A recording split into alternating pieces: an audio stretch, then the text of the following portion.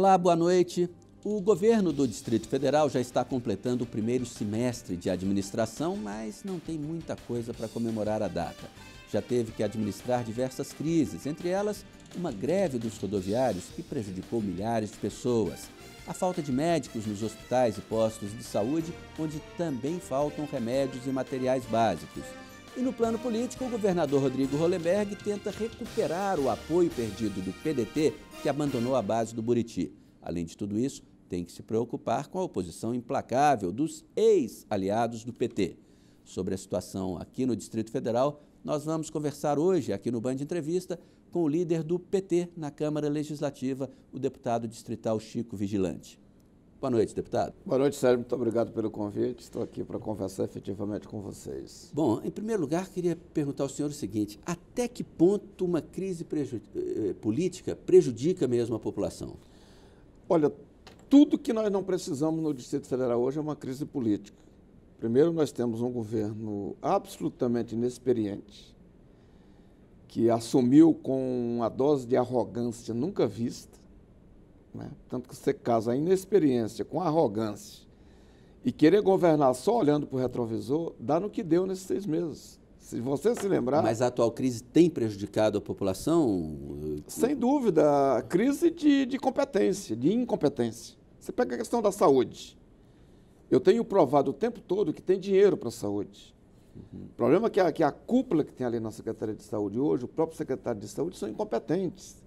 E já disse, falei pessoalmente para o governador Rodrigo Hollenberg, você precisa demitir esse povo, porque quem está pagando o preço é a população. E está pagando o preço de uma situação que ela não criou. Porque vir dizer que não tem dinheiro, ou aparecer nos meios de comunicação, como o secretário apareceu, dizendo que já gastou 110% da verba de custeio, que é cerca de 1 bilhão e 500 milhões, não gastou. Desse valor de 1 bilhão e 500 milhões, ele só empenhou efetivamente e executou 52%, que é cerca de 700 milhões desse valor. O restante, ele nem sequer foram capazes de empenhar esse recurso. Bom, e isso o senhor faz esse acompanhamento gerencial da vida financeira do governo pelo seu próprio site diariamente? Exatamente. Né? Nós temos um sistema que ele existe desde que praticamente que o Distrito Federal existe. É uma instituição do governo chamada de Sistema de Acompanhamento de Gestão Integrada. Para cada centavo que gasta ou que arrecada no Distrito Federal, fica registrado no SIGO. Portanto, não basta o governo ficar dizendo que não tem recurso, porque eu diariamente provo que tem recurso, com um agravante. Vamos citar uma situação muito séria, que é a questão das creches. Sim. O governador Hollenberg deixou 30 creches prontas para ser entregue. Agnello. Governador Agnello deixou 30 prontas, mas ficaram mais 28 creches em construção. A turma que entrou na Secretaria de Educação desativaram um núcleo de servidores concursados, ou seja, arquitetos e engenheiros da própria Secretaria, que faziam o acompanhamento das obras e alimentavam um sistema que tem do FNDE, porque quem libera o recurso é o FNDE. À medida que não alimentou mais... Quer dizer, é recurso federal. Recurso federal. Não tem como faltar. Não tem como faltar. E como eles não alimentaram, o FNDE não repassou os recursos, as empreiteiras pararam as obras, as crianças vão ficar sem as creches. E nem as 30 que já estavam praticamente prontas. As que estavam praticamente prontas, falta comprar os mobiliários, né? Que até hoje eles não tiveram capacidade de comprar. E é com recurso do FNDE também? Também.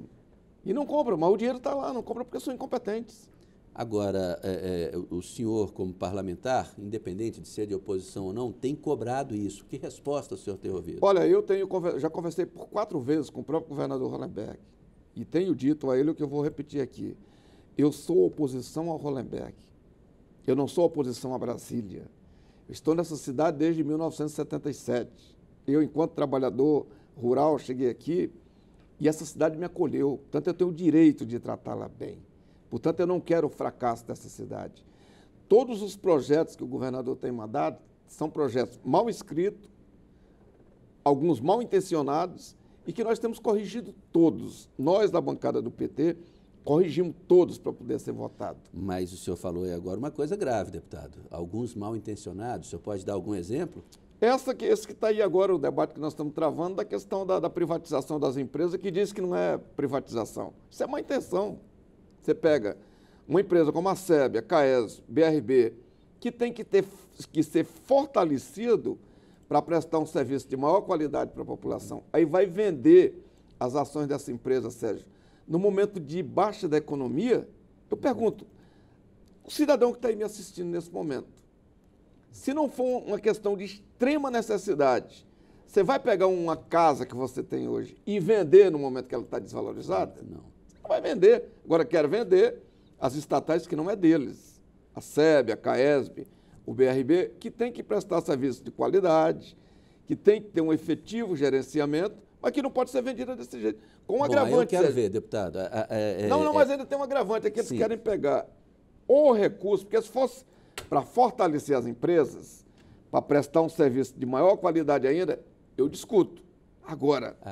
É isso que eu queria chegar. Não é uma questão de ideológica. Não. Agora, pegar o que é público e vender para botar no saco sem fundo, que é o Caixa Geral do Tesouro. Isso vai servir para quê? E vai piorar a qualidade do serviço. Portanto, se quer vender para fortalecer a SEB, a gente discute. Quer vender para fortalecer mais investimento na CAESB, eu discuto. Quer vender para fortalecer o BRB, é discutível. Porque a gente teve, no plano federal, houve uma discussão muito grande lá atrás, quando se começou o processo de privatização das telefônicas, muita gente foi contra e tudo, e acabou que a realidade mostrou que nesse setor especificamente a coisa funcionou bem. Hoje tem telefonia para todo mundo, que antigamente não existia. Só que falta, por parte do governo também, aí do governo federal, da própria agência reguladora, a fiscalização, né? Que eu desafio qualquer cidadão ou cidadã que está me assistindo aí nesse momento, saber o que ela paga efetivamente de telefone. Você pega uma conta telefônica, você é capaz de ler aquilo ali e destrinchar. Não, isso com certeza. Uma coisa é que hoje o serviço está universalizado. Agora, as tarifas são das mais caras do mundo. E além de você pagar por coisa que você não sabe o que está pagando, né? Exatamente. Agora, por isso tudo que o senhor está dizendo, eu estou entendendo o seguinte, que na sua opinião, a crise não vem de fora do governo, a crise está dentro do governo, o governo é a crise. Veja bem, o governador Hollenberg, e aí todo mundo que está assistindo a gente aqui na Band agora acompanhou os programas eleitorais, qual era o discurso do governador? Dinheiro existe, falta competência, falta gerenciamento. Eu agora repito, governador, dinheiro existe, tem o dinheiro, está faltando mais competência ainda para gerenciar esse recurso. Não só com relação aos recursos, voltando àquela questão da greve dos rodoviários, por exemplo. Incompetência. O senhor acha que a ausência, o governo meio que foi Pilatos, lavou as mãos. Esse lavar as mãos do governo prejudicou a questão como todo? Mas não responde agora não. A gente vai fazer um breve intervalo e volta logo depois para o senhor fazer essa resposta. Não sai daí não, tá? Já já eu volto com o deputado Chico Vigilante, líder do PT na Câmara Legislativa.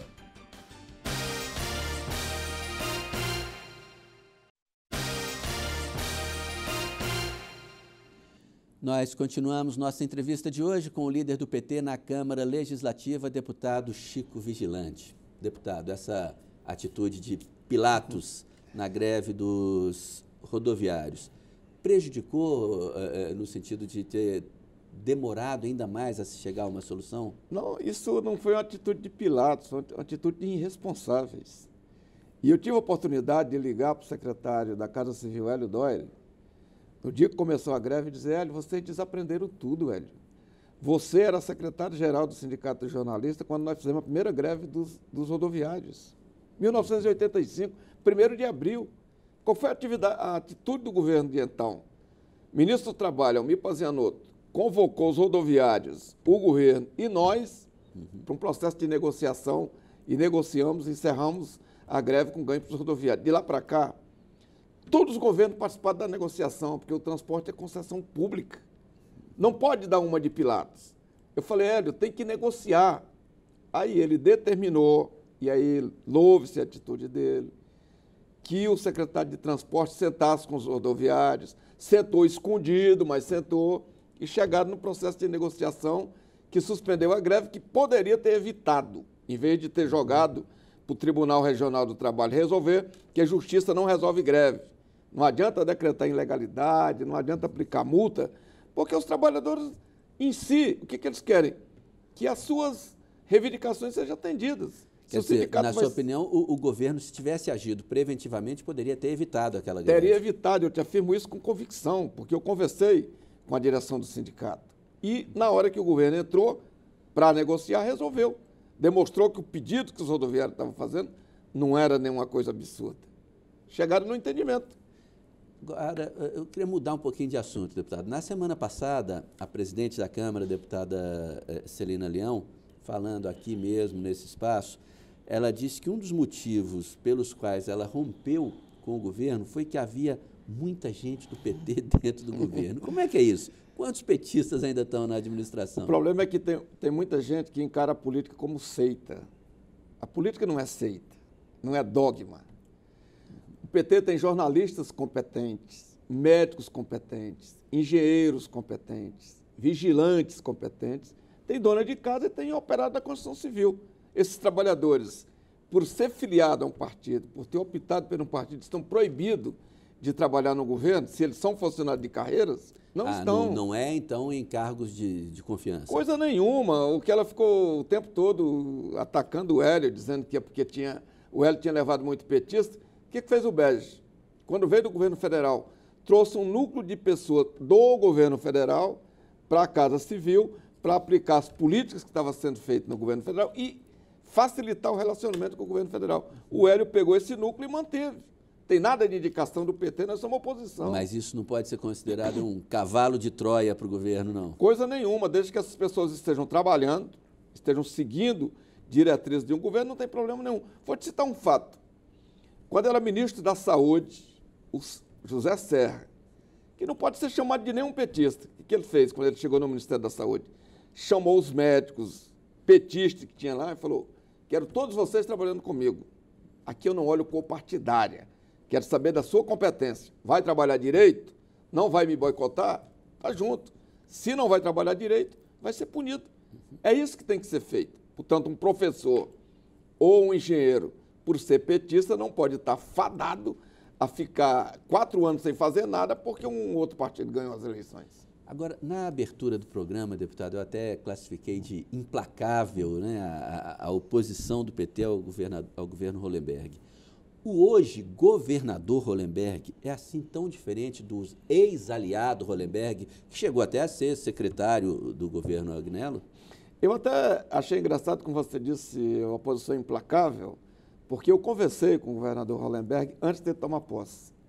E depois conversei por mais 3 vezes. E disse para ele que essa oposição que nós estamos fazendo ia ajudar o governo dele mais do que a base dele.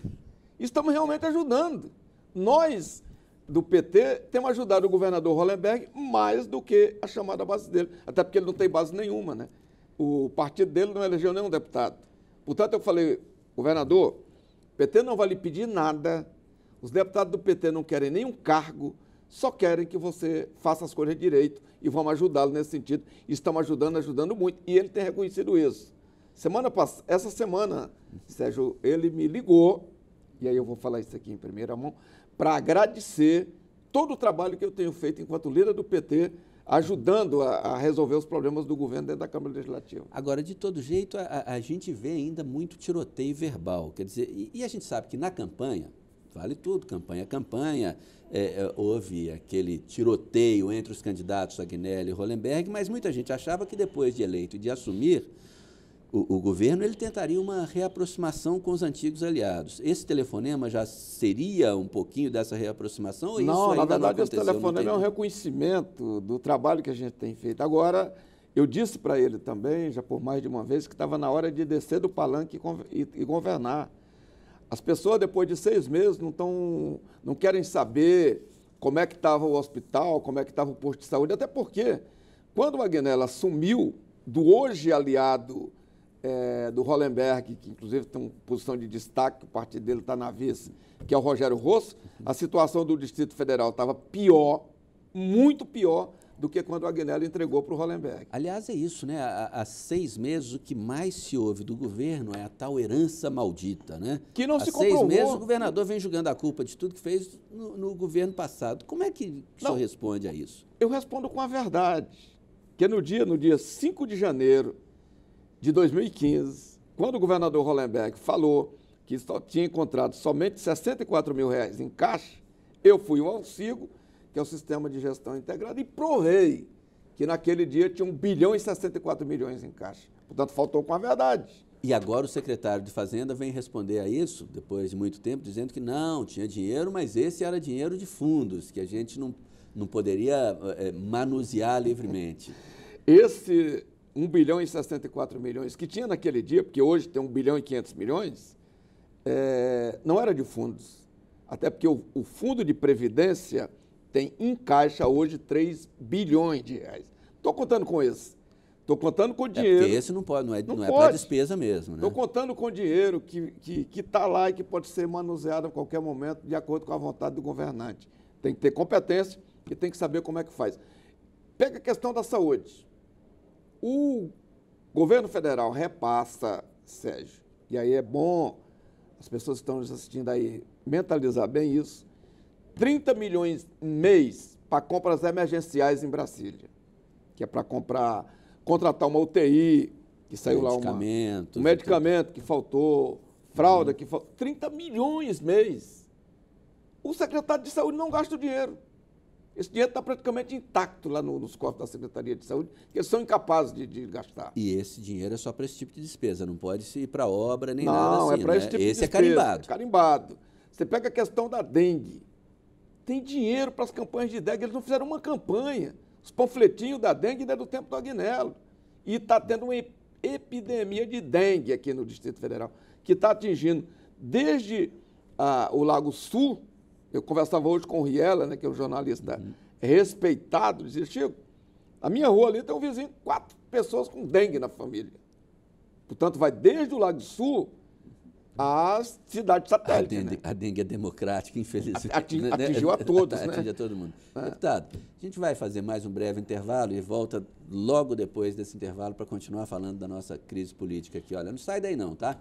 Logo depois do intervalo eu volto com o deputado Chico Vigilante, líder do PT na Câmara Legislativa. Até já.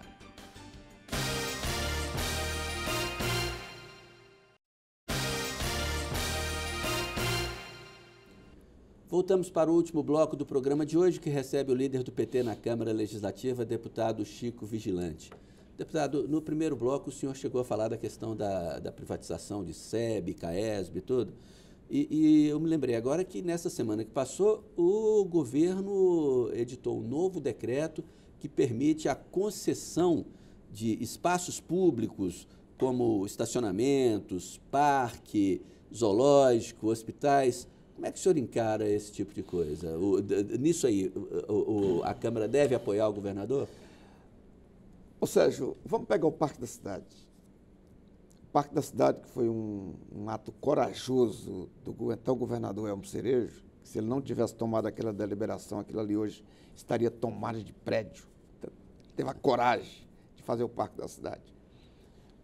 O Parque da Cidade, até onde eu sei, é o único espaço democrático que o pobre pode ir ainda no Distrito Federal. Né? Porque ele não pode ir no Minas Tênis Clube, em outro. É o lugar onde o pobre vai classe média e vai rico, se quiser. Como é que vai privatizar o parque? Vai cobrar pela entrada no parque? Quanto é que vai pagar pela entrada no parque? Portanto, esse é um debate que eu quero fazer profundamente, porque no que depender de mim, eu não vou aceitar em hipótese nenhuma. Aceito. Olha, o Parque da Água Mineral, por exemplo, que é um espaço maravilhoso também, esse é pago.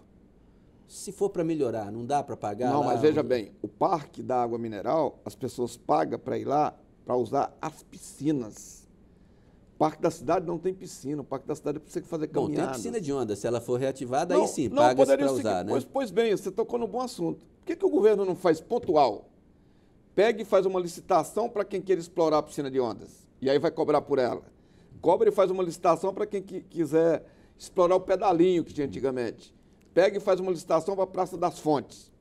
Agora, passar o parque, ali tem o centro de convenções, né, do parque ali, que dá para fazer talvez um maravilhoso centro de convenções. Por que não passa aquilo para iniciativa privada? Agora, deixando as demais dependências do parque como espaço democrático de uso da população. São Paulo, eu não tenho notícia que alguém pague para entrar no Ibirapuera. Não tem. Eu nunca fui em Nova York. Já pensou no Central Park de Nova York, no Ibirapuera? Tem que pagar para entrar? Não paga. Portanto, esse é o mal do governador Hollenberg, que ele chega, joga esses decretos mal explicados, não dá oportunidade para que a imprensa questione, que chega e diz, eu estou mandando um decreto, mas o jornalista não tem direito de perguntar que bicho é esse. Agora, e a questão dos estacionamentos públicos? As grandes cidades já têm esse tipo de coisa, né? Faixa azul, faixa verde, tudo. Em alguns lugares, no centro das grandes cidades, tem que se pagar para estacionar, mesmo que seja na rua. O senhor acredita que isso pode ser feito? Brasília já teve isso. Você que mora bastante tempo aqui, se lembra que na década de 80 tinha a Fundação de Serviços Sociais que cobrava por estacionamento ali no setor comercial sul? Isso. Não deu certo naquele modelo que tinha lá, né? Mas eu acho que a gente deve discutir isso, não de maneira sodada, mas vamos discutir com racionalidade para que a população efetivamente possa dar palpites e optar a respeito disso. Porque você vai num shopping hoje, você paga. Agora, outra coisa, à medida que passar a cobrar desse espaço público, aí o governo, graças a Deus, vai ser responsável por tudo que acontecer lá dentro, né? Então tem que reforçar a segurança pública, tem que fazer com que os carros não sejam roubados, tudo isso. Agora, o senhor teme que, mesmo nesse processo que o governo está chamando de parceria público-privado, haja algum espaço para a corrupção, como chegou a se aventar várias vezes em vários processos de privatização Brasil afora? Não, isso depende muito de fiscalização por parte da própria sociedade. Nós temos uma imprensa no Distrito Federal extremamente crítica, talvez é uma das mais críticas no Brasil, né? Jornalistas competentes. Nós temos uma Assembleia Legislativa que, não depender de mim, nós queremos fiscalizar de perto. Nós temos aqui um Tribunal de Contas muito atuante, um Ministério Público, né, com uma geração de procuradores e promotores extremamente atuante. Eu não creio que sobre espaço para isso não, porque se tiver, imediatamente será denunciado e aí quem estiver propondo vai parar na cadeia e se for governador vai cair. Bom, o senhor falou no bloco anterior também uma coisa que me chamou a atenção, de que o governo nem tem uma base aliada própria. Essa falta de base própria, de parlamentares do partido do próprio governador, pode trazer aí um jogo perigoso também de toma lá da cá? Olha, deixa eu lhe falar uma coisa, essa história do toma lá da cá. Eu conheço a Assembleia Legislativa desde a sua fundação, em 1980, 1990. E aí, rapidamente, qual foi o primeiro escândalo que teve na Assembleia Legislativa do Distrito Federal? Os anões do orçamento. Está lembrado? Sim, sim. Tinha os anões do orçamento e aqui criou os anões do Cerrado. Depois, o governador Cristóvão Buarque teve que fazer negociação para ter apoio político. O governador Arruda também. O Roriz fez a vida inteira. O problema do Arruda é que não fez só negociação política, esbarrou na caixa de Pandora. O Agnello teve que fazer negociação política. Qual foi o mal do governador Hollenberg?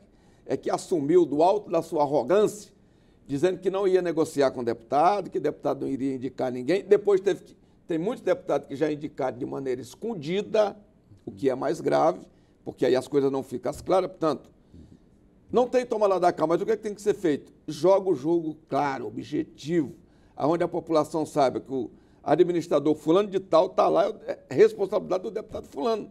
Eu não quero cargo nenhum no governo, porque eu fui eleito para ser oposição. Agora, tem que ser feito assim, porque se ficar envergonhado dizendo que não foi deputado que indicou, política, quando a gente sabe que foi, hoje eu sei, não vou revelar aqui a cidade, mas eu sei de uma cidade que parlamentar indicou o nome do administrador e hoje, quando você chega com a demanda para capinar um mato lá e tudo, o administrador diz primeiro para ir conversar com o deputado. Isso aqui não pode. Mas isso aí o senhor devia dizer quem é, não? Depois nós vamos falar. Isso aqui é um absurdo, portanto, bom, estou lá, você tem que falar com o meu padrinho primeiro, não, a responsabilidade é do governador. Claro. Bem como o governador prometeu na campanha que implementaria no primeiro ano a eleição direta de administradores, eu não vejo nenhuma mobilização nesse sentido, e mais, você está lembrado aqui também, ele disse que na primeira semana colocaria grandes painéis eletrônicos na rodoviária e em todos os pontos de concentração do Distrito Federal, mostrando como é que estava sendo gasto o orçamento. Na hora que eu questionei consigo, vieram tentar dizer que o ciclo não valia mais, né? Agora, essa questão da eleição direta, o senhor não acha que há um risco aí de, depois de se eleger diretamente os administradores, tentar haver a criação de espécie de câmeras de vereadores em cada uma das regiões Por isso que tem que debater direito essa questão, e eu não tenho posição formada ainda. Porque aí é mais gasto público, porque, né? veja, não é só isso, é que eleger um administrador aonde a administração não vai ter autonomia financeira, vai servir de quê? Também. Portanto, qual é a tese que eu defendo? É que antes de eleição de administrador, vamos fortalecer as administrações, vamos colocar núcleos de pessoas lá dentro, engenheiros, arquitetos, com capacidade gerencial efetivamente, vamos colocar máquinas à disposição das administrações, aí sim, depois se pensa nessa questão de eleição, porque elege hoje, sem autonomia financeira nenhuma, vai servir de quê? Só vai dar confusão. Bom, nosso tempo está terminando. Eu queria fazer uma última pergunta para o senhor, que se desdobra em duas. Primeiro, nesses 6 primeiros meses, uma nota de 1 a 10 para o governo. E segundo, no plano federal, a presidente Dilma, desde que foi reeleita, pregou um grande diálogo nacional. O senhor acha que aqui no Distrito Federal existe espaço para um diálogo entre todas as forças políticas para pôr fim a essa crise? Nota e isso aí. Primeiro, eu não vou dar nota porque, do meu ponto de vista, e creio que de boa parte das pessoas que estão nos assistindo, o governo não começou ainda. 6 meses, não começou ainda. Esse é o problema. Portanto, quando ele começar, aí eu terei o maior prazer de vir aqui dar uma nota. Segundo, com relação à presidenta Dilma. O problema é que o Aécio foi um mau perdedor. Os eleitores consagraram a Dilma para o segundo mandato. Não, pois é, mas eu quero dizer o seguinte, isso que ela propõe no plano federal, o senhor acha que cabe aqui no Distrito Federal? Há espaço para uma Nós estamos praticando isso aqui, da nossa parte do PT. Nós nunca nos negamos a conversar com o governador Hollenberg, qualquer assunto que ele queira discutir conosco, sem cooptação, sem favorecimento e sem cargo. Nós estamos à disposição para conversar sobre qualquer assunto, em qualquer espaço, a hora que ele quiser. Nós temos respeito por ele, que foi eleito democraticamente pela população, e a gente tem que respeitar o resultado das urnas. Portanto, nós estamos prontos para dialogar. Agora, se ele tem uma turma de conselheiros lá que não quer dialogar, aí quem vai pagar o preço é a população, infelizmente. Deputado, muito obrigado pela sua presença aqui no estúdio da Band de hoje. Uma boa noite para o senhor. Eu aqui agradeço a oportunidade de poder conversar aqui, Sérgio, uma entrevista tão agradável, né? Maneira correta que você entrevista, e dizer que estarei sempre à disposição de vocês a hora que me convidarem. Muito obrigado. Olha, o Band Entrevista de hoje fica por aqui. Muito obrigado pela sua companhia e audiência. A gente volta na próxima semana com mais um assunto de seu interesse. Boa noite. Até lá.